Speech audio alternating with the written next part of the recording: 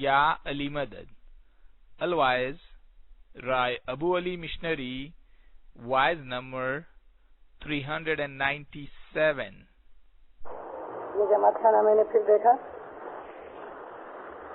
جب مولانا حاضر امام یہاں آئے تھے، میں یہاں اس وقت حاضر تھا جب امام نے آپ کو اس جماعت خانے کی مبارک دی، اور مجھے دیکھ کے خوشی ہے کہ سچ مچ اپنے جماعت خانے کو اچھی طرح سے رکھا تو ہے، لیکن بلڈنگ کو رکھا ہے صاف صفائی کے لیے یا آپ اس کی حاضری دیتے ہیں یہ تو مجھے معلوم نہیں ہے. جی چندن پاس کالی بچے ماں سگندھا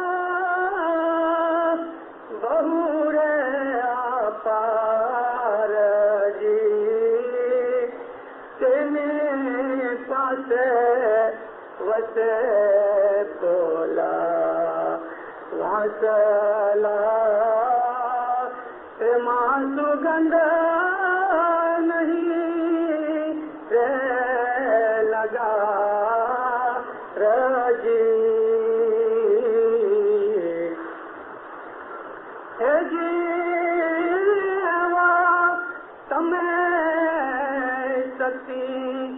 لوک چھو بابا بے ایمانی جیونی واری گرگت گنگا ماں جئی ابھرئی نے کیدا کرتو پرکاشیے. مولانا حاضر امام پہ صلوات پڑھو.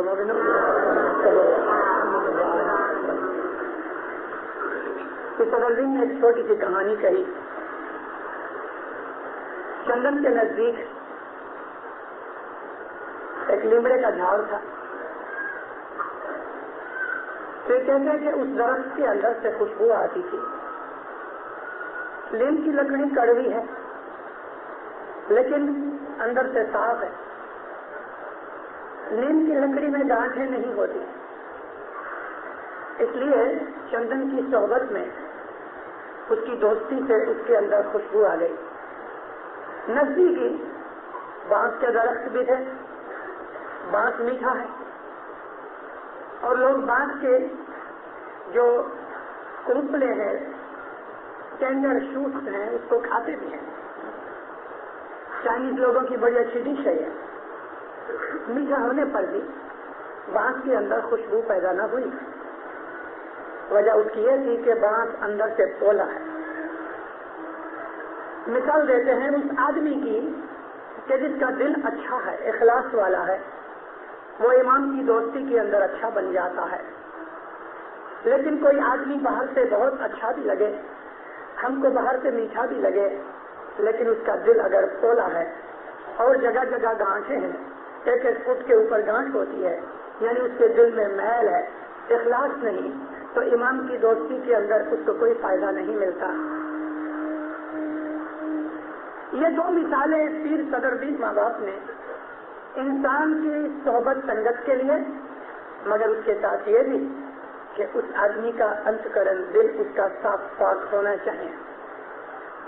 اماموں کے حضور میں رہنے والے کبھی کبھی بے ایمان بھی ہو جاتے ہیں. رسول اکرم صلی اللہ علیہ وسلم کے حضور میں ان کا چچا ابو جہل آیا کرتا تھا. ابو جہل رسول اللہ کا چاچا تھا، ابو سفیان بھی نبی کا چاچا تھا، اور انہوں نے بہت سی کرامتیں بھی مانگی اور نبی نے ان کو کرامتیں دکھائی بھی، پھر بھی ان کو ایمان نہ آیا. ایک دن حضرت رسول صلی اللہ علیہ وسلم بیٹھے تھے، آپ کے پاس ابو جہل آیا. حضور نے اس کو بہت خوش آمدید کہی.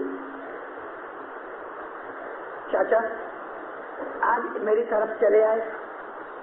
کہنے لگے ہاں میں نے تمہاری دھوم سنی ہے، بہت سے لوگ تیرے پاس آتے ہیں، تیری بڑی تعریفیں کرتے ہیں، اس کو ماننے والے بڑھ رہے ہیں. میں نے سوچا اگر تو سچ مچ نبی ہے تو تو مجھے آج ایک معجزہ دکھا. میں تجھے سچ کہتا ہوں، لات و منات کی قسم، لات اور منات دو بڑی مورتیاں تھیں، بت تھے جس کو یہ پوجتا تھا. کہتا لات و منات کی قسم میں تیرا کلمہ پڑھ کے مسلمان ہو جاؤں گا. نبی اکرم نے فرمایا اے چاچا، معجزہ کرنا اللہ کا کام ہے، میں تو دعوت دیتا ہوں، لیکن پھر بھی آپ کہو تو میں اللہ کے پاس دعا کرتا ہوں. کیا چاہیے؟ کہتا ہے محمد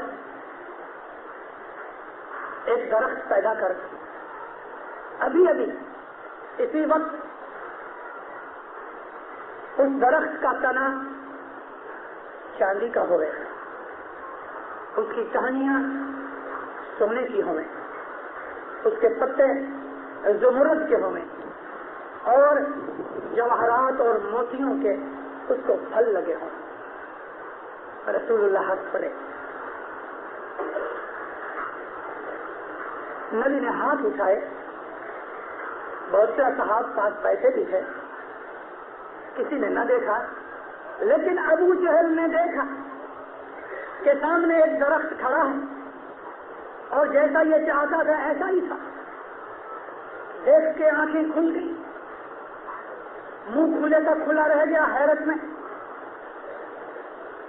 کہنے لگا واہ واہ، ہاتھ مار کے کہتا نبی کو میرے بھتیجے سچ مچ تم بہت بڑا جادوگر ہے. اٹھ کے چلا گیا، ایمان پھر بھی نہ آیا. وہ لوگ جنہوں نے مسلمان ہونے سے پہلے نبی کے پاس معجزے مانگے وہ کوئی بھی مسلمان نہ ہوا، اور جو مسلمان ہو چکے تھے انہوں نے کبھی معجزہ مانگا ہی نہیں. کرامت اور معجزے کے اوپر ایمان کھڑا نہیں ہوتا. تو کہنے کا مطلب یہ تھا کہ ابو جہل جیسے لوگ کہ جنہوں نے نبی کریم کے بہت سے معجزات دیکھے، آپ نے ایک دفعہ زمین سے کنکریاں اٹھائیں اور ان کنکریوں نے لا الہ الا اللہ کا کلمہ پڑھا، محمد رسول اللہ کا نام لیا، اور ابو جہل نے اپنے کانوں سے سنا. پھر بھی ابو جہل کو ایمان نہ آیا. لوگوں کے دل جب خدا تعالیٰ کی رحمت سے صاف ہو جاتے ہیں، انسان کے دل کے اندر جب اخلاص پیدا ہوتا ہے تو خدا اس میں نور پیدا کر دیتا ہے. گندے اور پولے دل میں، یعنی بانس کی طرح ظاہر میں، اگر کوئی آدمی اپنے بدن کو صاف کرے، اچھے قیمتی کپڑے پہنے، بہت پیسے والا مالدار ہو یا بہت خوبصورت ہو، بہت علم والا بھی ہو، ایجوکیٹڈ ہو، اس کو ایم اے کی ڈگریاں بھی ملی ہوئی ہوں، یا وہ بہت بڑا کوئی گورنر یا بادشاہ بھی ہو جائے، ان چیزوں کو ایمان کے ساتھ کوئی تعلق نہیں. ایمان تو اس کے دل میں ہوتا ہے کہ جس کے دل اندر سے صاف ہوئے. باہر کی بات ایمان کے ساتھ تعلق نہیں رکھتی، لیکن مومن باہر کی چیزوں کو بھی صاف کر لیتا ہے. انسان کی دوستی جب اللہ کے ساتھ ہوتی ہے تو اس کے دل کے اندر اور باہر سب کچھ نور ہی پیدا ہو جاتا ہے. والا ستگور ساتھ گوٹھڑی کی جے وسنت اکھر سدھلی جے والا ستگور ساتھ گوٹھڑی کی جے. گوٹھڑی یعنی سرگوشی کرنا، دل میں باتیں کرنا، دوستی رکھنا، تعلق پیدا کرنا، اس کے پاس اٹھنا بیٹھنا، اس کو کہتے ہیں. گوشتی میں سے نکلا ہے گوٹھڑی کی جائے. یہ لفظ گوشتی ہے، یعنی خدا کے ساتھ تم اپنی لو لگاؤ، اس کے ساتھ اپنی دوستی باندھو، اور تتو اکشر سدھ لیجیے. جو اس میں اعظم ہے اس کا اشارہ ہے تتو اکشر، بیت الخیال کے اس میں اعظم کی طرف، یعنی خدا کے ناموں میں سے ایک نام کا تم کچھ بھی ایسا اپنے دل کے اندر اس کی سدھ پاؤ، یعنی دل کے اندر اس کو جگہ دے کے اس کا جاپ کرو، اس کا ذکر کرو. خدا تعالیٰ کے ذکر کرنے سے انسان خدا کے نزدیک پہنچتا ہے. اور اللہ نے فرمایا قرآن شریف میں کہ ذکر کرنے سے تمہارے دلوں کو راحت ملتی ہے، آرام ملتا ہے.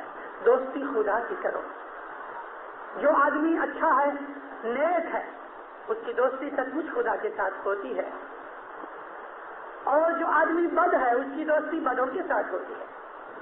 مومن ہمیشہ مومن کی دوستی میں رہتے ہیں، کافر کافروں کی دوستی میں رہتے ہیں، اونچے اونچوں کی دوستی میں رہتے ہیں، نیچے نیچوں کی دوستی میں رہتے ہیں. فارسی زبان کے اندر ایک کتاب ہے انوار سہیلی، اس میں چھوٹی چھوٹی بہت سی ایسی امیجنری یعنی کلپت کہانیاں لکھی ہوئی ہیں. ان کہانیوں میں سے ایک چھوٹی سی بات ہے. لکھتے ہیں کہ ایک کچھوا ایک ندی میں رہتا تھا. کچھ دن بعد اس کی دوستی ایک چوہے سے ہو گئی. یہ چوہا بھی کہیں ادھر ادھر سے گھوم پھر کے اس ندی کے کنارے پہ ایک درخت تھا، اس درخت میں آ کے رہنے لگا. ایک دن بڑے زور کی بارش ہوئی. سارا دن یہ باہر نہ نکلا. دوسرے دن ملاقات ہوئی تو کچھوے نے کہا کہ دوست میں تو باہر آیا تھا تجھے ملنے کے لیے، مگر تم اس جھاڑ میں پڑا رہا. میں نے بہت آوازیں لگائیں لیکن برسات کے شور و شغب میں پتہ نہ لگا. ایسا نہ ہوئے کہ ہم کوئی ایسا سسٹم پیدا کرے کہ جب میں چاہوں تجھ کو بلاؤں، جب تو چاہے مجھے بلاوے. چوہے نے بولا بھائی بات سچ ہے، میں اس کا انتظام کرتا ہوں. شہر میں گیا کسی کے گھر میں اور ایک بڑی سی رسی کھینچ لایا.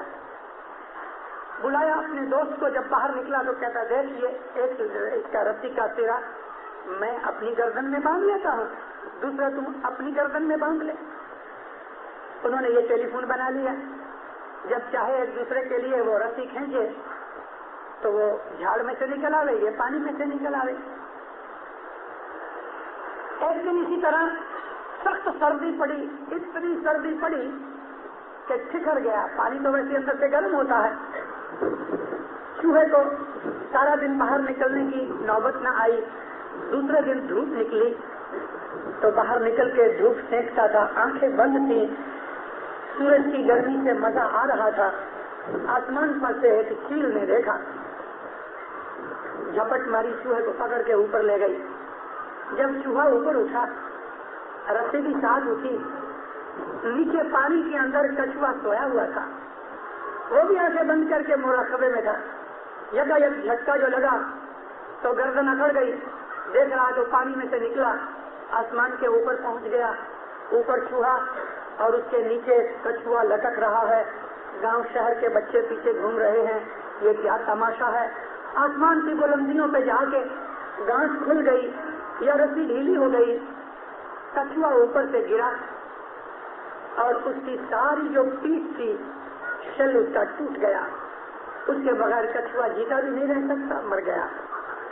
بچوں کی کہانیاں ہیں، لیکن انوار سہیلی کے رائٹر نے اس میں سے بڑا اچھا مورل لیا ہے.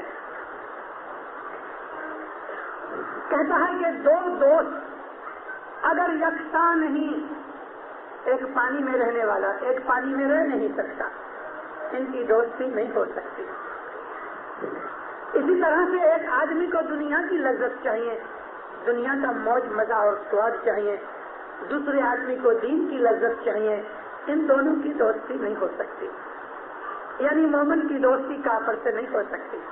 ایک کو عبادت کرنی ہے، جماعت خانے جانا ہے، دوسرے کو سنیما جانا ہے، گھومنا پھرنا ہے. ان کی دوستی نہیں ہو سکتی.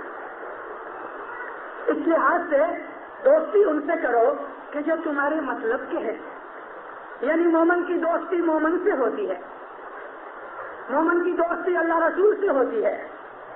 میں نے ایک جگہ واعظ میں کہا کہ جب لوگ مسلمان ہونے لگے مکہ کے اندر، تو جب مسلمان ہو جاتے تھے تو ان کے رشتہ دار، ان کے دوست ان کو چھوڑ دیتے تھے،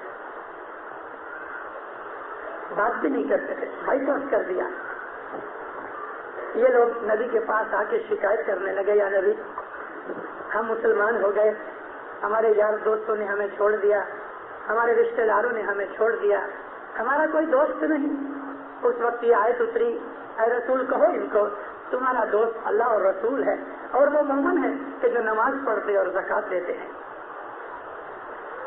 یعنی خدا تعالیٰ نے فرمایا تمہارا دوست میں ہوں. انما ولیکم اللہ ورسول, کہو ان کو اے نبی کہ تمہارے دوست اللہ ہیں اور رسول ہیں.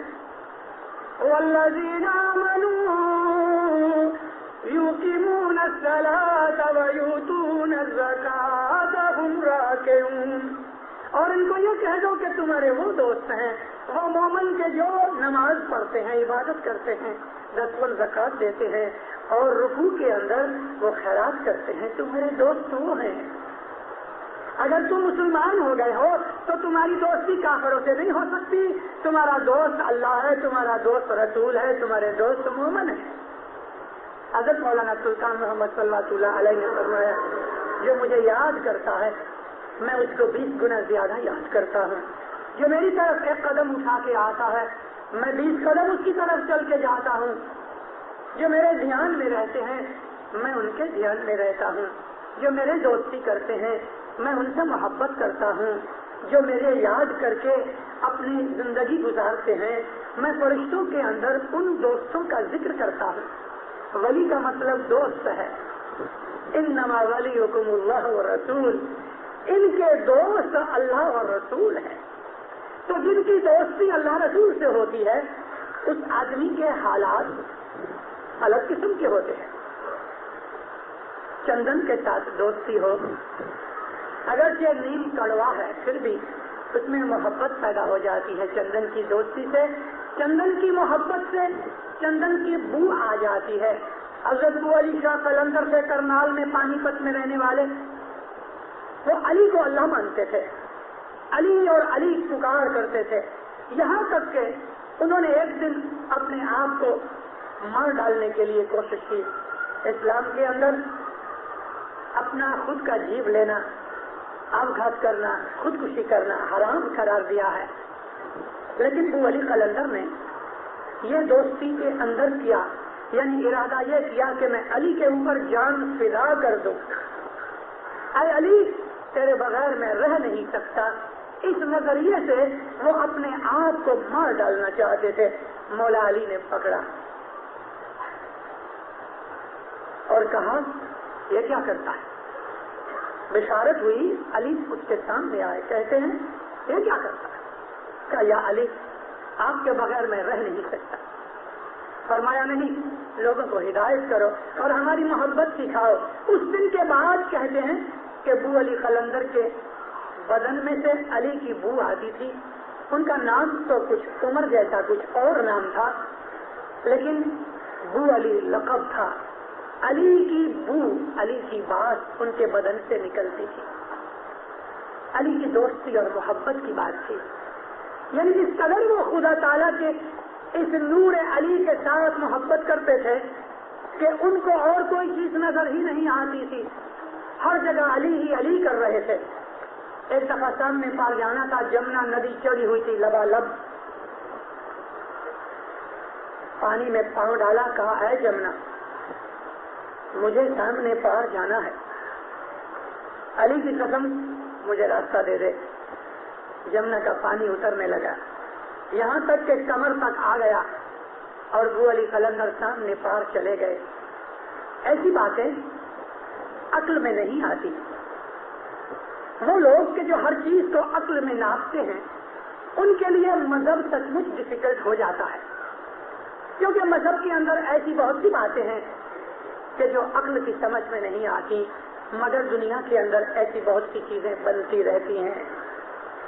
دنیا میں اس قسم کی بہت سی چیزیں بنتی رہتی کہ جو عقل میں نہیں آتی.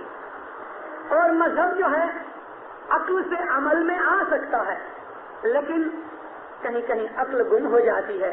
اگر ہم نے اپنے ایمان کا سارا دار و مدار عقل کے اوپر رکھ دیا تو کبھی کبھی ہم بے ایمان بن جائیں گے, کیونکہ شک پیدا ہو جائے گا. بہت سی چیزیں عقل میں نہیں آتی.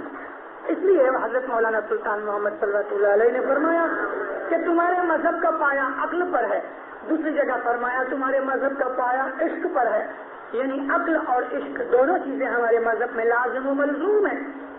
ہم اوپر جماعت خانے میں آئے سیڑھی سے، لیکن اب ہم اندر آ گئے تو ہمیں سیڑھی کی ضرورت نہیں.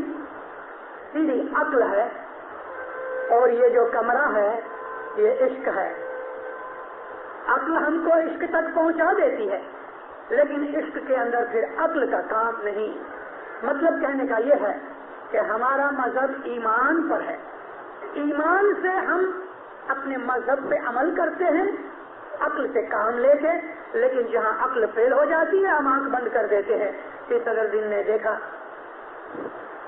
کہ وہ بکرا جس کو جماعت ہر روز ذبح کر کے جب ہی شکروار کی رات کو نیاز نکالتے تھے تو جماعت میں بکرے کو ذبح کیا جاتا تھا، اس کا گوشت پکایا جاتا تھا. بعد میں اس کی ہڈیاں جمع کی جاتی تھی اور ہڈیوں کے اوپر کپڑا ڈال کے جب جماعت دعا مانگتی تھی تو بکرا زندہ ہو جاتا تھا. پھر صدر دین نے گنان میں لکھا ہے ایک دن ایسا ہوا کہ خود پیر صدر دین بھی بیٹھے تھے، جماعت نے دعا مانگی، بکرا زندہ نہ ہوا. جماعت نے پوچھا یا پیر صاحب کیا بات بنی؟ حضور نے فرمایا میرے سوامی راجے کو یوں گمیا. اجا بکرا پڑا رہا، میرے سوامی راجے کو یوں گمیا، بکرا پڑا رہ گیا. مطلب یہ کہ جماعت کے اندر جو یک دلی تھی وہ ختم ہو گئی، اس لیے وہ نورانی طاقت کام نہ آ سکی. میرے مولا کی مرضی ایسی. یہ ہے جس چیز کا جواب کہ جو چیز عقل میں نہ آوے تو اس کا جواب یہ ہے خدا کو ایسا منظور تھا. ہر چیز عقل میں نہیں آ سکتی. مولا کے فرمان میں ہے میرے بہت سے فرمان تمہاری عقل میں نہیں آئیں گے مگر پھر بھی میرے فرمان مانو، کیونکہ تمہارا فرض ہے میرے فرمان کو ماننا، تمہاری عقل میں آوے یا نہ آوے. تو مذہب ایمان کے اوپر دار و مدار رکھتا ہے. جس طرح کا ہمارا ایمان ہے اس طرح کا ہمارے دل کے اندر روشنی پیدا ہوتی ہے. اگر ہمارا ایمان نہیں تو کچھ نہیں، اور اگر ایمان ہے تو سب کچھ ہے. کونگو کے اندر لوٹ پھوٹ شروع ہوئی. کونگو کے اندر جو جماعت تھی امام کے فرمان سے گئی، آج 2000 اسماعیلی ہیں. مگر میں بات کرتا ہوں کچھ 10 برس کی. کونگو فری ہوا 1960 میں اور فوراً وہاں الڑ ہونے شروع ہو گئے اور جو غیر لوگ تھے فورینرز ان کے خلاف انہوں نے مار دھاڑ شروع کر دی. شکر مولا کا یہ رہا کہ کبھی بھی کوئی اسماعیلی مارا نہیں گیا اور نہ کسی اسماعیلی بہن کی بے عزتی بھی کی گئی. مال و دولت ضرور لٹ گئی، جس طرح سے ابھی بنگلہ دیش کے اندر بھی ہمارے وقت اسماعیلیوں کے مال و دولت لٹ گئی. یوگانڈا کے اندر بھی یہ حالت بنی. یہ تو کچھ بھی نہیں. آپ اگر اپنی پرانی ہسٹری پڑھو تو آلموت کے اندر 1 لاکھ اسماعیلی مارا گیا. ہلاکو خان کے سامنے اسماعیلی لڑتے رہے، 1 لاکھ اسماعیلیوں کا خون ہوا مگر اسماعیلیوں نے دل جما کے لڑا. ہلاکو خان کے لشکر کے سامنے، تاتاریوں کے سامنے ہسٹری کے اندر اگر سچ مچ کسی نے مقابلہ کیا ہے تو اسماعیلیوں نے کیا ہے. باقی تو راج چھوڑ کے بھاگ جاتے تھے. آپ کبھی ہسٹری پڑھو اسماعیلیزم کی تو آپ کو پتا لگے کہ اسماعیلی بڑے بہادر قوم تھے. تاتاریوں کا نام سن کے کئی راجے مہاراجے، کئی بادشاہ اپنا دارالحکومت چھوڑ کے بھاگ جاتے تھے. لوگ شہر خالی کر کے بھاگ جاتے تھے، لڑتے نہیں تھے. مگر اسماعیلیوں نے ان کے دانت کھٹے کیے. اگر 1 لاکھ اسماعیلی مرے تو 3.5 لاکھ تاتاریوں کو بھی مار کے 1 لاکھ اسماعیلی مرے. لیکن 1 لاکھ اسماعیلی مارا گیا، گھر باروں کو جلایا گیا. ہماری 6 لاکھ کتابوں کی لائبریری کو آگ لگا دی گئی. آلموت کے قلعے کو ڈھا دیا گیا، اینٹ سے اینٹ بجا دی گئی. لاما سر اور آلموت کے جو قلعے تھے ان کو زمین دوز کر دیا جس طرح ٹریکٹر پھرا دیتے ہیں.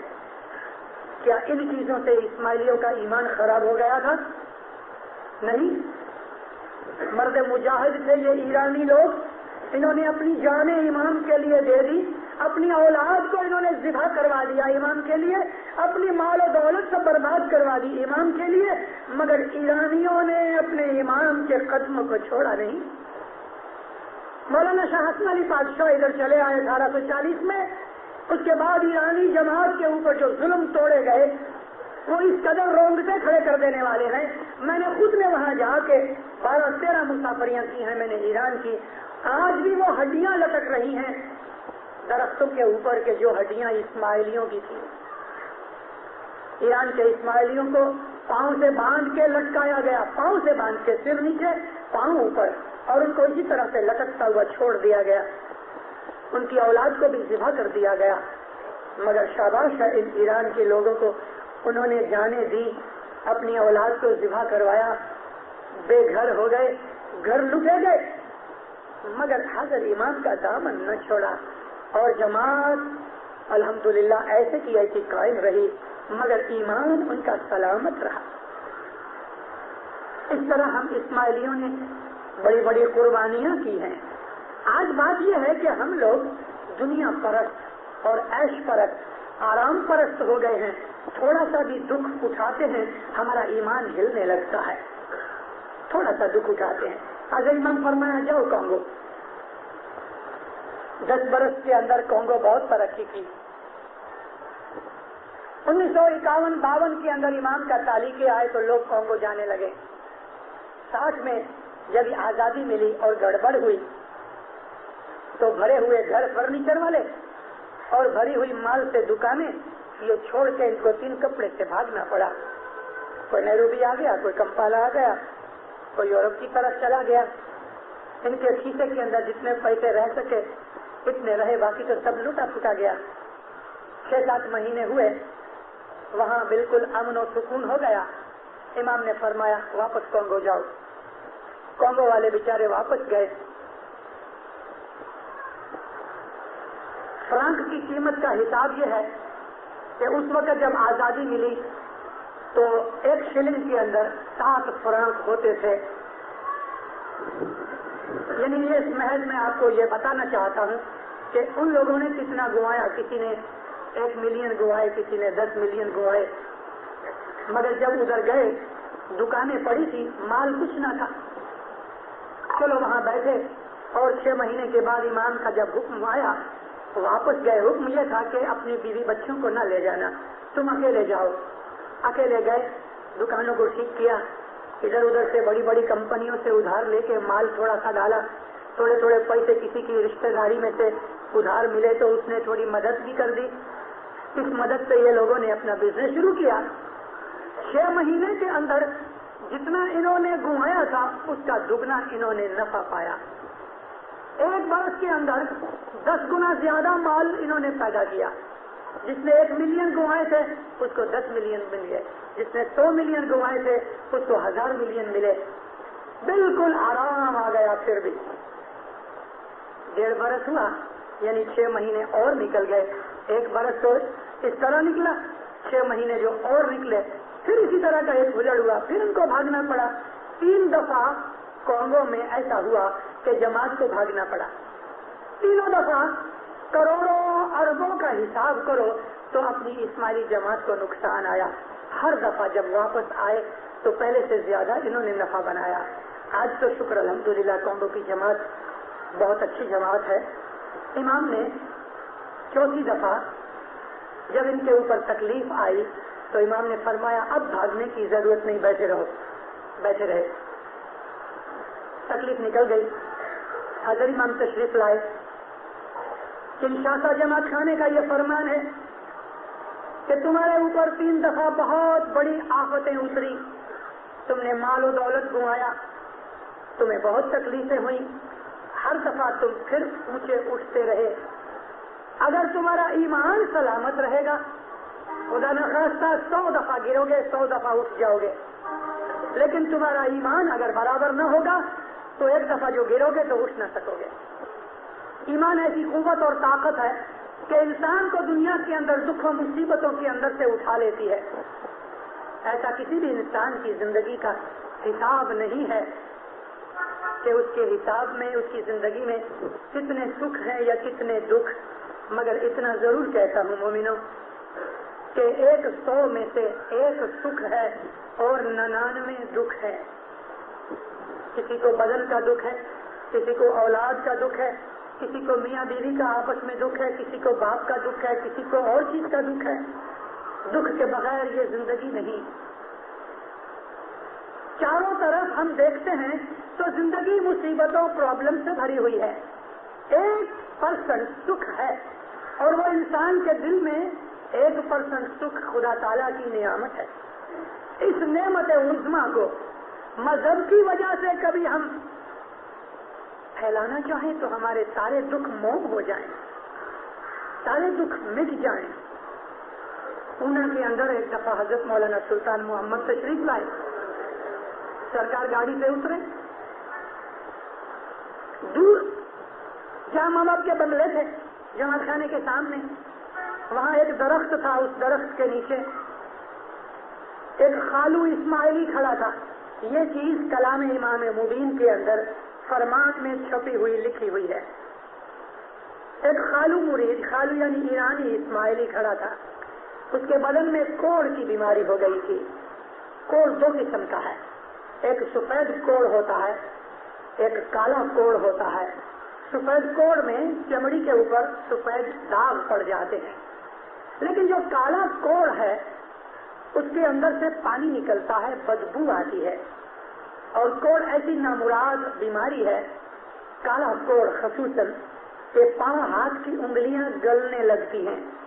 बर्फ का एक टुकड़ा ले लो तो आहिस्ता आहिस्ता गलता रहता है। इस तरह कोढ़ में इंसान का बदन गलने लगता है। इस शख्स को काला कोढ़ था और ये चेपी रोग है। लिहाजा वो बेचारा दूर खड़ा रहा अपने इमाम को देखने के लिए। इमाम ज़मान बाहर निकले, उसकी तरफ नजर पहुंची तो झुक के उसने मौला को जो सलाम किया, सलाम छोड़ के बाद थोड़ी दूर मौला उसके नजदीक गए। मौला ने पूछा, तुम कैसे हो? कहते खुदावंद बहुत अच्छा हो। तुम्हें बहुत दुख है? कहते नहीं खुदावंद मैं इसमें राजी हूँ, मेरे दिल में सब्र है, मेरे दिल में कनायत है, संतोष है, मुझे कोई दुख नहीं। मेरे मौला की ऐसी मर्जी, मैं इसमें राजी हूँ, आप मेरे लिए दुआ फरमाओ। मौला ने जमात खाने के अंदर आके ये फरमान सुनाया जमात को कि देखो अभी अभी मैं अपने एक खालू मुरीद को मिल के आया हूँ, बाहर खड़ा है, कैसा अच्छा मोमिन है, ऐसे मरज में है फिर भी उसके दिल में कोई गम नहीं, कोई दुख नहीं। हजरत अयूब, जिस तरह से यूसुफ नबी खूबसूरती के लिए मशहूर हैं, अयूब नबी सब्र के लिए मशहूर हैं। अयूब नबी को इसी तरह से ये काला कोढ़ पड़ा। इस कोढ़ की बीमारी में बदन गलने लगा, बदन में कीड़े पड़ने लगे, बदबू आने लगी। शहर के जो लोग थे वो अयूब नबी के पास आए। अयूब नबी बादशाह भी थे, नबी भी थे, दाऊद और सुलेमान की तरह। लोगों ने कहा, या हजरत आपके बदन से बू आती है और हमसे सोया नहीं जाता और आपकी बीमारी मुमकिन है किसी को लग जाए, आप शहर छोड़ के चले जाओ। हुजूर शहर छोड़ के निकल गए, जंगल में जाके एक दरख्त के नीचे छोटी सी झोपड़ी बांधी, वहां रहने लगे। अल्लाह का फरमान आया, है अयूब तेरे बदन में जो कीड़े पड़े हैं वो मेरे मेहमान हैं, तेरा गोश्त इनकी खुराक है, रिज़्क है, लिहाजा इन मेहमानों का ध्यान रखना। आमीन या अल्लाह, लब्बैक। धूप में बैठे होंगे, कभी कोई कीड़ा उनके बदन से गिर पड़े और दूर जाने लगे तो एक पत्ते के ऊपर उसको उठा के वापस अपने बदन में रख लेवे कि भाई कहाँ जाते हो, मेरा बदन अल्लाह ने तेरी खुराक बनाया है। कभी शिकायत नहीं की खुदा के पास कि या अल्लाह कौन सा गुनाह मैंने किया कि मुझको ये सजा मिल रही है, कभी नहीं। हमारी आदत है, थोड़ी सी बीमारी आ जाए, थोड़ा सा दुख आ जाए, हम कहते हैं मालूम नहीं मैंने क्या गुनाह किया कि खुदा मुझको ये सजा दे रहा है। यानी हम ये कहना चाहते हैं कि मैंने तो कोई गुनाह इतना बड़ा नहीं किया मगर खुदा ने भूल से मुझे सजा दी, मतलब तो ये हमारा। लेकिन जो आबिद हैं, मोमिन हैं, जो इस भेद को जानते हैं, वो खुदा ताला का शुक्र करते हैं, या मौला तूने मुझे ये दुख दे के शायद कोई बड़े दुख में से बचा लिया है। आमीन करता हूँ, लब्बैक करता हूँ, सर झुकाता हूँ, शुक्राना करता हूँ तेरा कि तूने मुझे बचा लिया। ممکن ہے اس سے زیادہ مجھ کو سزا دیتی. میں خود اپنی ایک بات کروں آپ کو. عموماً میں اپنی باتیں نہیں بتایا کرتا جب جماعت کے اندر وعظوں میں، لیکن کبھی کبھی انسان کے احساسات جاگتے ہیں. میں ایک دن صبح جماعت خانے سے نکلا دار السلام میں.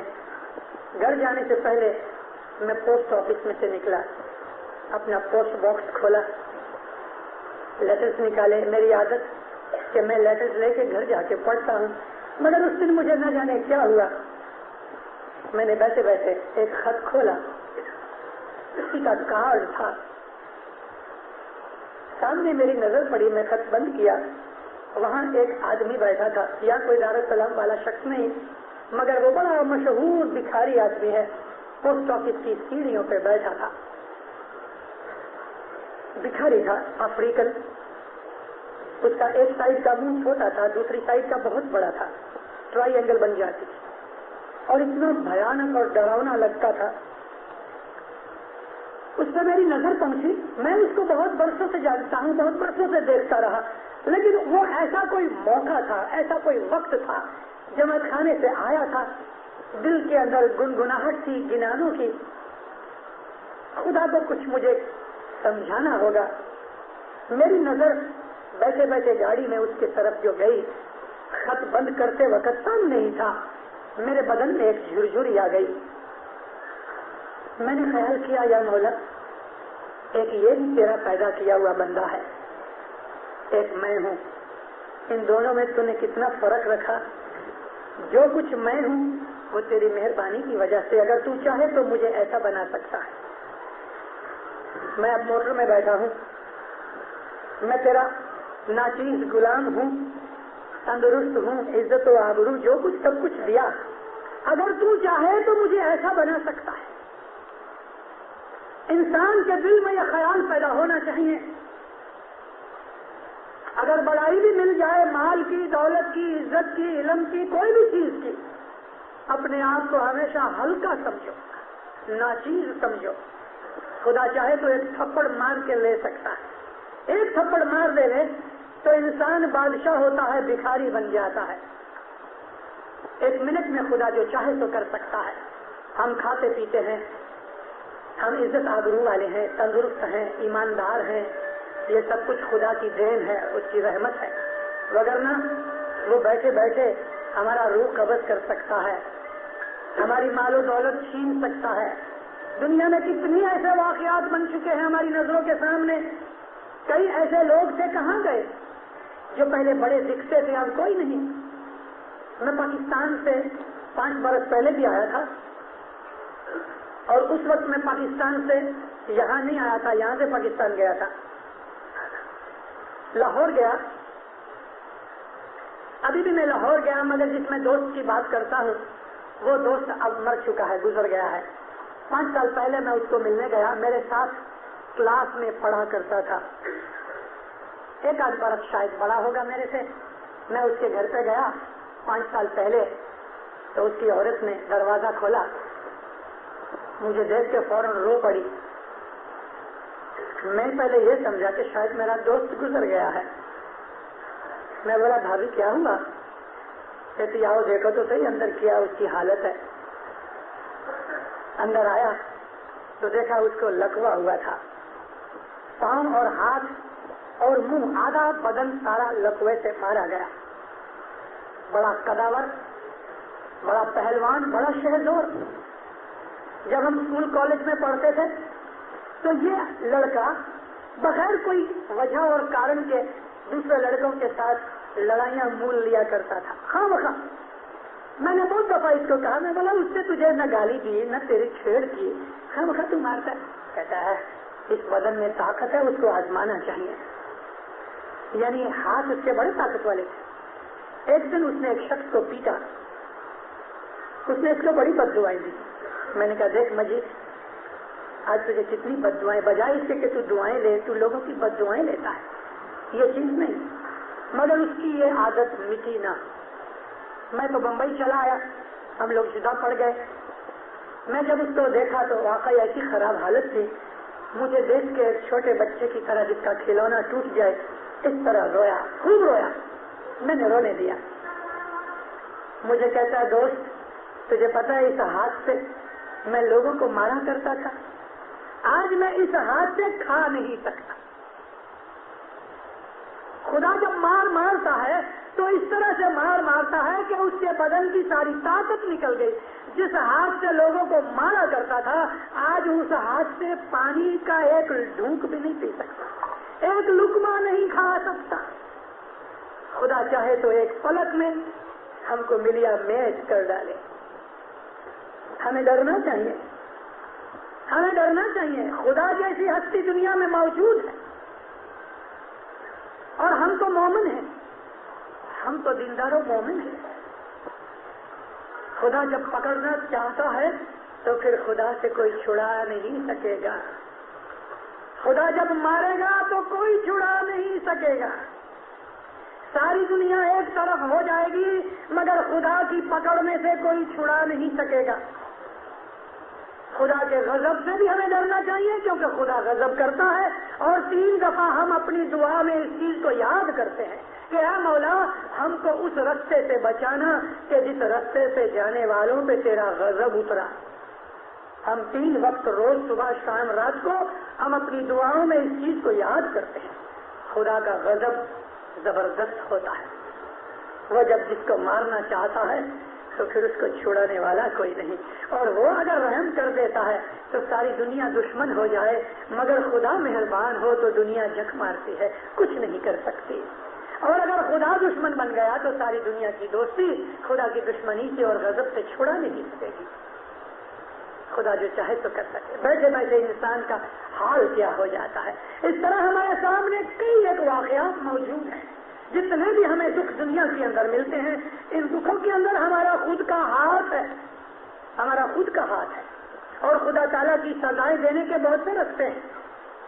کسی کو ڈائبٹیز کی بیماری ہو گئی, دم کی بیماری ہو گئی, ٹی بی ہو گیا,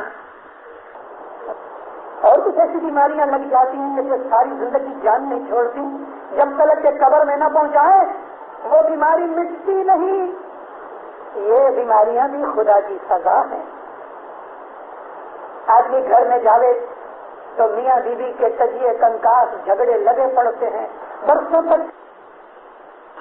خدا کی مہربانیاں مانگتے رہو مومنوں, خدا سے ڈرتے رہو, خدا کا شکرانہ کرتے رہو, خدا تعالیٰ کے غضب سے بچنے کی دعائیں مانگتے رہو. یا مولا مجھے پکڑ نہ لینا, خدا جب پکڑے تو پھر چھوڑے گا نہیں. ایک دن حضرت رسول اکرم صلی اللہ علیہ وسلم آدھی رات کے بعد پلنگ سے اٹھے, حضور باہر نکلے. بی بی عائشہ کا حجرہ تھا. بی بی عائشہ جاگ اٹھی, دیکھا تو رسول اللہ اٹھے. بی بی عائشہ کہتی ہیں حدیث میں کہ میرے دل میں حسد پیدا ہوا. رسول اللہ کی اس وقت 9 بیویاں تھیں. میرے دل میں یہ خیال ہوا کہ شاید سرور کائنات کسی دوسری بیوی کے گھر میں جا رہے ہیں. سب کے کمرے ساتھ ساتھ تھے. کہنے لگی, خود حدیث میں لکھتی ہیں کہ مجھے حسد کی وجہ سے جلاپا ہونے لگا. میں اٹھی کہ دیکھوں کہ نبی صاحب کس کے مکان میں جاتے ہیں. میں پیچھے پیچھے چلنے لگی. رسول اکرم کسی بیوی کے گھر پہ نہیں گئے لیکن گھروں سے باہر نکل گئے. میرے دل میں اور بھی شک آیا کہ رات کے 12 بجے آدھی رات کے بعد نبی کہاں جا رہے ہیں. تو میں پیچھے پیچھے چلنے لگی. میں نے دیکھا اور پھر اپنے آپ کے اوپر میں نے حضور جا کے تو ایک قبر پہ بیٹھ گئے. میں یہ سمجھتی رہی, عائشہ لکھتی ہیں کہ میں بہت دور فاصلہ رکھ کے آہستہ قدم سے چل رہی تھی کہ نبی کو پتہ نہ لگے. لیکن حضور جب قبر پہ جا کے بیٹھ گئے تو مجھ کو آواز دی, عائشہ میں جانتا ہوں تو میرا پیچھا کر رہی ہے, ادھر آؤ. میں شرم کے مارے پانی پانی ہو گئی اور نبی کے پاس جا کے میں نے معافی مانگی. حضور نے فرمایا مجھے پتہ ہے اس بات کا, سن میں یہاں آیا ہوں ان روحوں کے لیے دعا مانگنے کے لیے کہ جو آج تک گزر چکی ہیں. کئی روحوں کے اوپر خدا کی رحمت ہوتی ہے تو وہ نجات پا جاتے ہیں, جنت میں رہتی ہیں. کئی روحیں ایسی مقدر والی ہوتی ہیں کہ وہ خدا تعالیٰ کے حضور میں مقرب فرشتوں کی طرح بن کے رہتی ہیں. مگر میں ان روحوں کو یاد کرنے کے لیے آیا ہوں کہ جن کو ابھی تک خدا نے نجات نہیں بخشی، شاید میری شفاعت سے ان کو خدا نجات دے۔ میں یہاں آیا ہوں تاکہ دل نرم ہو جائے۔ اے عائشہ،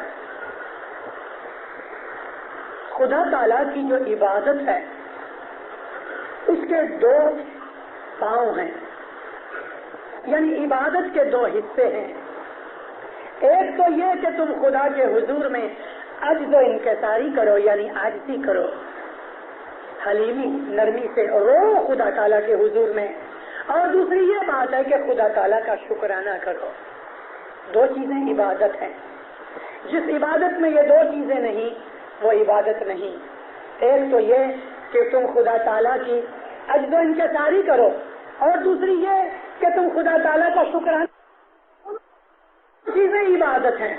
ابھی ہماری دعا کبھی آپ پڑھتے ہو تو اس کے اندر یہی دو چیزیں ہیں، شکر گزاری اور خدا تعالیٰ کے حضور میں عاجزی، یا مولا میں کچھ نہیں، اور سچ مچ اپنے آپ کو نم کے بالکل حلیم بنا کے، بالکل نیچا سمجھ بنا کے، بالکل نیچا سمجھ کے چلو۔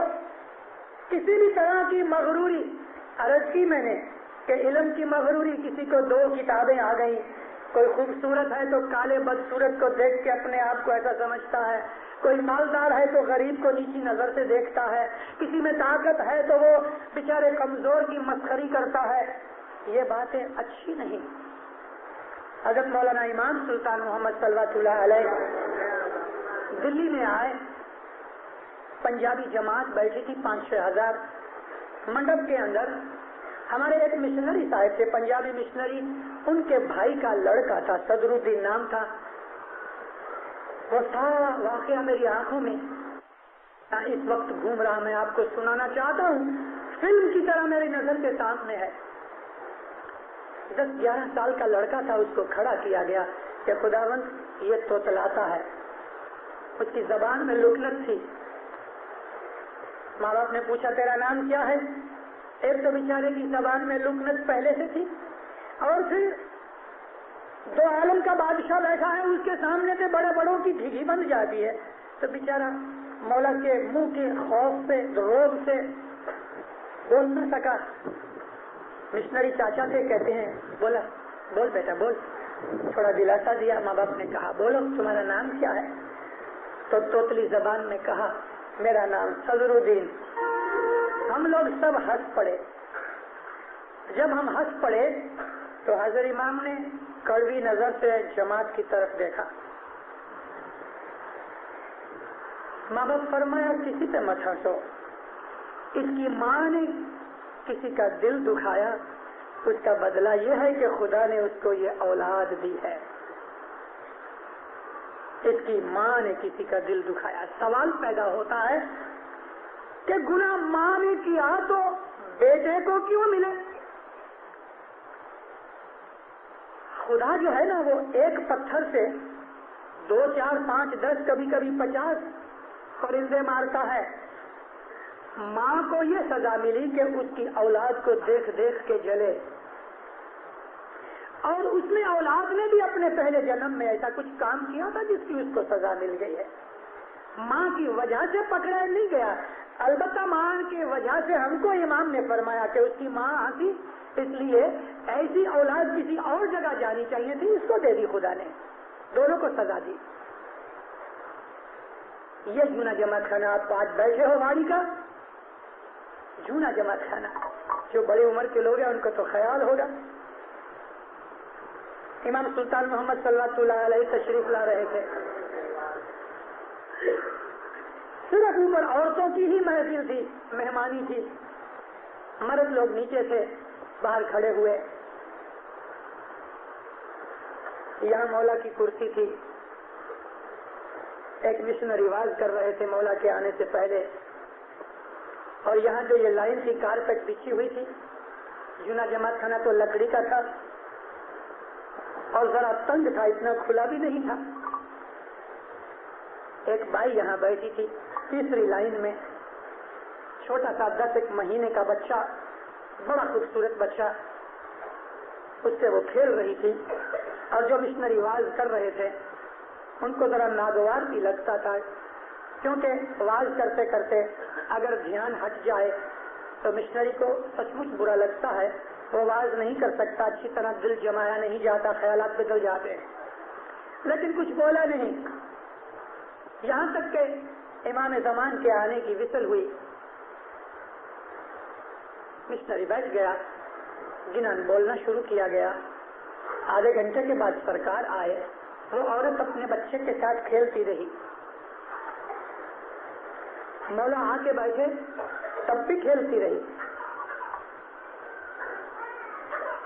مولا کی نظر پڑی، تیسری لائن میں یہی بیٹھی تھی۔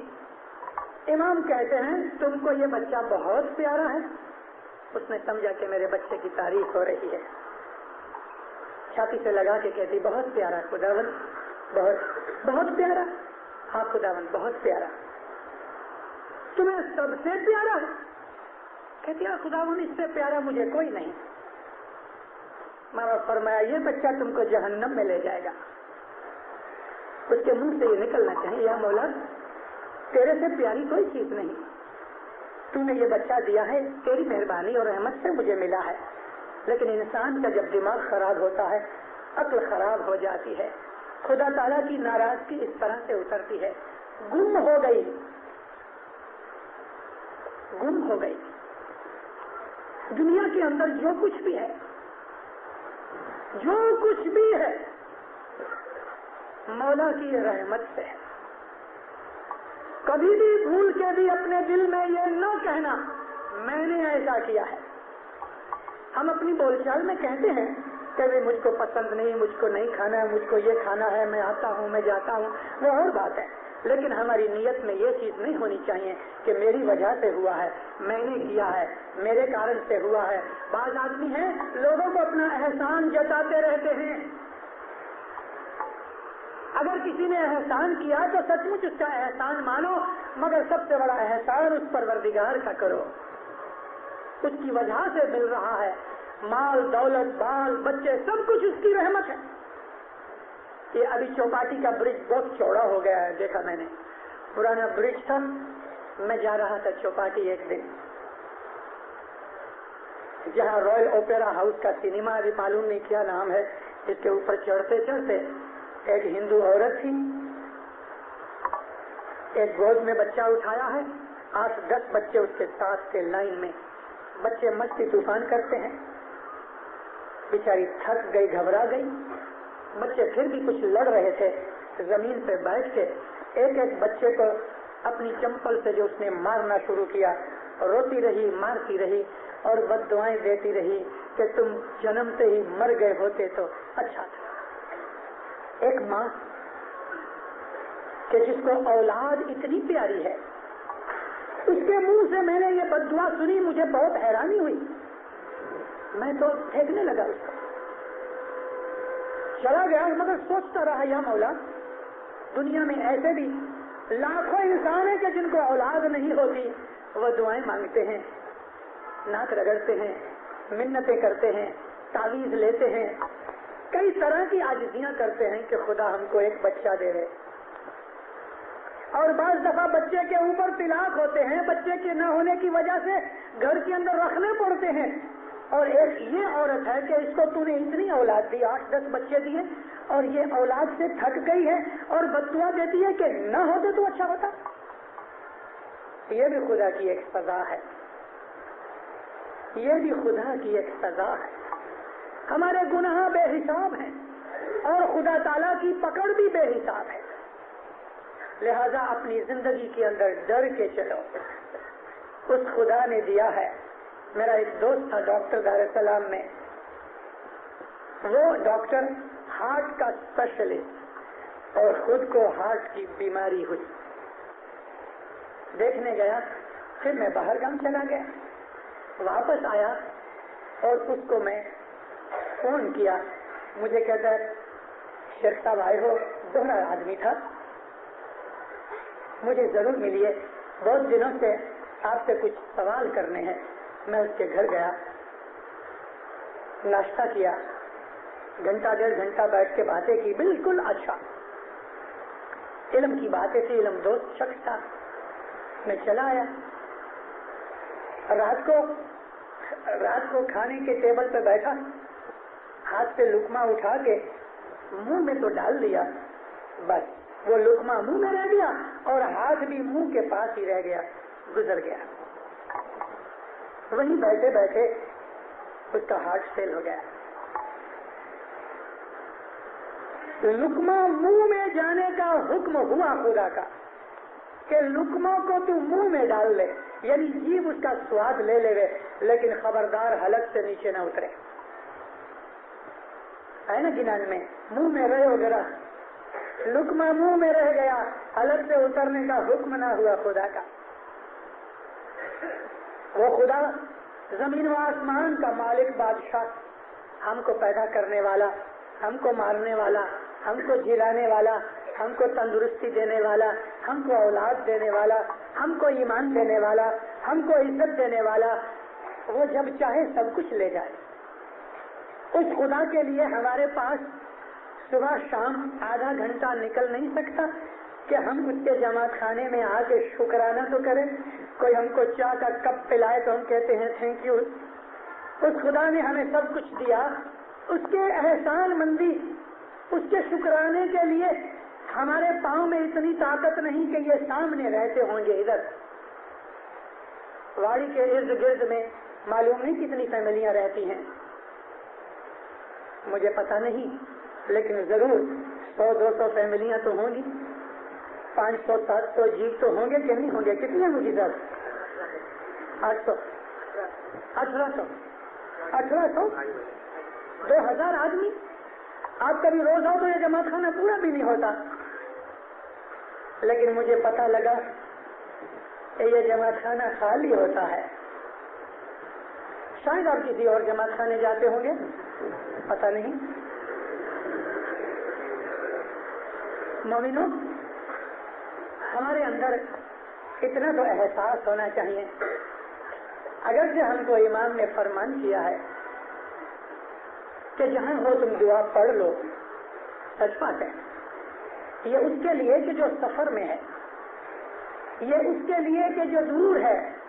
میں ابھی رستے میں نے دعا پڑھ لی موٹر میں, 7 بجے مجھے احساس ہوا کہ میں لیٹ ہو گیا ہوں, پہلی دعا تک نہیں پہنچ سکوں گا. میں نے کار میں موٹر کار میں دعا پڑھ لی. ادھر آیا تو دعا جاری تھی, 2 پارٹ باقی تھے تو شامل ہو گیا. ایسا فرمان اس لیے ہے کہ دعا کا وقت ہو جائے اور تم کو ایسا لگے کہ جماعت خانے تک نہیں پہنچ سکوں گا, پڑھ لو رستے میں, چلتے چلتے پڑھ لو, سائیکل کرتے کرتے پڑھ لو, گاڑی میں موٹر میں کہیں بھی پڑھ لو, مسافری پہ ہو تو مسافری میں پڑھ لو. خدا نہ خواستہ بیمار ہو, اٹھنے کی طاقت نہیں, لیٹے لیٹے پڑھ لو.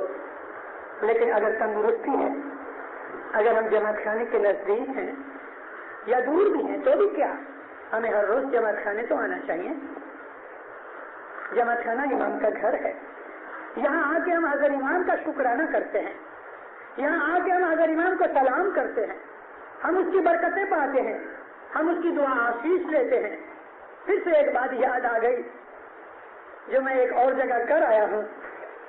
میرے دادا نے اپنی آنکھوں سے دیکھا ہوا ہے کہ اسی واڑی کے جماعت خانے کے اندر ایک تو وہاں خالو جماعت خانہ تھا جو ابھی بند کر دیا گیا ہے, لیکن ماتا سلامت سلطان محمد شاہ صلی اللہ علیہ کی ماں یہ جونے جماعت خانے کے اندر اپنی پچھیڑی کے ساتھ جماعت خانے کو صاف کر کے پہنتی تھی. اس کو اولاد نہیں ہوتی تھی. مولانا سلطان محمد کی ماں کو اولاد نہیں تھی. اولاد مانگنے کے لیے اپنے سسرے کے پاس گئی. کالی محلے کے اندر مولانا شاہ حسن علی شاہ اور پیری جمع علی شاہ نواب کے پاس تھا. شہبیر دونوں کالی محلے جماعت خانے میں بیٹھے تھے. ماتا سلامت میں کھوجی ڈریس پہنا, بہت پرانی بات ہے. اس زمانے کے اندر عورتیں گھونگھٹ نکالتی تھی, چھیڑا نکالتی تھی. چھیڑا نکالا, ایک کھوجی نوکرانی کو ساتھ لیا, گئی کالی محلے, مائنوں کے اندر جا کے بیٹھی رہی. جب موقع دیکھا تو اٹھ کے یہ جو نوکرانی تھی وہ گئی کامڑیا حاجی کے پاس. حاجی کامڑیا کو کہا کہ میری سیٹھانی آئی ہے, اس کو اولاد نہیں ہوتی, مولا کو عرض کرو بخشش دے رہے. حاجی کامڑیا نے عرض کی. مولا نے فرمایا اچھا بلاؤ. جیٹھانی کو لے کے صاحب کے سامنے آئی. چھیڑا نکالا ہوا ہے. ماتا سلامتی سنا شروع تھی مگر پھر بھی جانتی تھی امام کی گھر والی اگرچہ اس وقت نہ تھی, پیر کی گھر والی تھی, لیکن امام نے فرمان کیا کہ ایک ایپل لاؤ. سیب لے کے اس کی جھولی میں ڈالا, دعا فرمائی اور فرمان کیا کہ دیکھو اس کو کہو, کمریا جی کو کہتے ہیں, اس کو کہو جماعت خانے کو صاف کرو اپنی پچھیڑی سے, دوپٹے سے جماعت خانے کو صاف کرو اور وہ پچھیڑی پہنا کرو, دھونا نہیں, اس کو اسی طرح سے رکھ دینا. گھر سے آؤ اور گھر جاؤ, اتنی دیر استعمال کرو, انشاءاللہ خدا تم کو لڑکا دے گا. عورت چلی گئی. حاجی کامڑیا کو امام پوچھتے ہیں یہ عورت کون تھی, یہ بائی کون تھی؟ کہتے خداوند پتا نہیں. گیا بائیوں کی طرف, مکھیا جی کو پوچھا, کامڑیا جی کو پوچھا, انہوں نے کہا ہم کو پتا نہیں ہے بھائی کون ہے, کبھی پہلے کبھی دیکھی نہیں. اور عورتوں کو پوچھا کہ بھئی یہ جو دو بھائیاں تھیں وہ تو فوراً نیچے اتر کے چلی گئی, یہ دو بھائیاں کون تھیں؟ ایک عورت نے کہا کہ وہ جو بازو میں نوکرانی تھی وہ واڑی میں رہتی ہے. واپس آیا, مولا کو کہا خدا وہ پتا نہیں لگا, لیکن جو نوکرانی تھی وہ واڑی میں رہتی ہے. مجھے ماں باپ نے غصے ہو کے کہا میں نے تجھے کہا تم پتا لگاؤ, تو پتا لگائے بغیر تم آ گئے ہو. نیچے گیا تو پتا لگا کہ گھوڑا گاڑی میں دو بھائیاں بیٹھ کے چلی گئیں. مولا کی گاڑی کھڑی تھی, اس میں حاجی کامڑیا بیٹھے اور اس گاڑی کا پیچھا کیا, یہاں تک پیچھا کیا واڑی تک. واڑی میں وہ گاڑی خالی ملی. مومنے کو پوچھا کہ تیری گاڑی میں کون آیا, تو بولا دو بھائیاں آئی, مگر معلوم نہیں کون تھی. ادھر تلاش کرتے کرتے وہ عورت ملی جو ساتھ تھی. اس نے کہا کہ وہ تو بی بی سرکار تھی. حاجی کامڑیا تو کھڑے کا کھڑا رہ گیا. کہتا سچ بولو. کہتی ہے حاجی صاحب کامڑیا صاحب میں سچ کہتی ہوں, وہ میری سیٹھانی وہ بی بی سرکار تھی. پر بی بی سرکار جماعت خانے میں کیسے آئی یہ پتا نہیں, لیکن آئی ضرور. جا کے جب مولا کو عرض کی, حسن علی شاہ باپ نے ہنس کے کہا مجھے معلوم ہے, میں نے شادی کے وقت جو انگوٹھی دی تھی وہ اس کے ہاتھ میں میں نے دیکھی کہ یہ تو میری بہو ہے, لیکن تجھے بتانے کے لیے میں نے بھیجا تھا, میں تو سمجھ گیا کہ میری بہو ہے. ماتا سلامت اس واڑی کے جماعت خانے کے اندر اپنی پچھیڑی سے چٹائیاں صاف کرے, کھڑکیاں صاف کرے, پاٹ کو پوچھے اور وہ پچھیڑی پہن کے گھر جا کے, یہی بنگلے تھے. دوسرے برس مولانا سلطان محمد کا جنم ہوا. امام کی ماں نے بھی جماعت خانے کی خدمت کر کے لڑکا لیا ہے. جماعت خانے کے اندر ہمیں سب کچھ ملتا ہے, اولاد ملتی ہے, مال ملتا ہے, عزت ملتی ہے, تندرستی ملتی ہے, گھر میں سکھ شانتی ملتی ہے, جو چیز مانگو یہاں سے ملتی ہے. اگر اسی کو آپ نے چھوڑ دیا تو جاؤ گے کدھر, کہاں سے ملے گا؟ یہ خزانہ ہے حضر امام کا. ستگرے خزانہ لٹا دیا, تمہیں لوٹی شکو تو لوٹ. یہ جو امام کا گھر ہے دینداروں, اس کو آباد کرو. سانبھڑو مومنو وید نیوات, سانبھڑو مومنو وید نیوات, اے بہشتنی کنجی اپنا ستگر نے ہاتھ. ستگر سومن دڑ کری آؤ, ستگر تالا کھولے مومن بہشت میں جاؤ. وید سے مطلب قرآن ہے, وید سے مطلب حاضر امام ہے کہ یہ امام کا فرمان ہے. جماعت خانہ بہشت ہے, یہاں خزانے لٹتے ہیں, اور یہ خزانے امام کی رحمت کے ہیں, امام زمان کی رحمت کے. امام زمان فرمایا جو آدمی جماعت خانے نہیں آتا آہستہ آہستہ اس کے ایمان میں خلل پڑ جائے گا. جو آدمی 3 وقت کی دعا نہیں پڑھتا ماں باپ فرمایا 5 برس 10 برس 20 برس میں اس کے ایمان کے اندر خلل پڑ جائے گا. جو آدمی دسمن نہیں دیتا ماں باپ فرمایا وہ امامت کا دشمن ہے. جو آدمی دسمن کھا جاتا ہے مال واجب ماں باپ فرمایا اس کے مال جل جاتا ہے, اس کے مال میں برکت نہیں رہتی اور اس آدمی کی روزی رزق بھی صاف نہیں. ان 3 چیزوں کا بہت دھیان رکھو. 3 وقت کی دعا جماعت خانے میں پڑھو دیندارو. کوئی کارن کوئی وجہ کوئی مجبوری نہیں جماعت خانے میں آ سکے تو کدھر بھی دعا پڑھ سکے, مگر ہر روز 24 گھنٹے میں 1 دفعہ روز جماعت خانے آنا چاہیے. اپنی کمائی میں سے 10 من مال واجب ادا کرو, مولا بہت برکت دے گا. اور سب سے ایک اور اچھی چیز جس سے امام اور بھی راضی ہوگا وہ ہمارے نیک اعمال ہیں. کسی کا برا نہ کرو, کسی کی غیبت نہ کرو.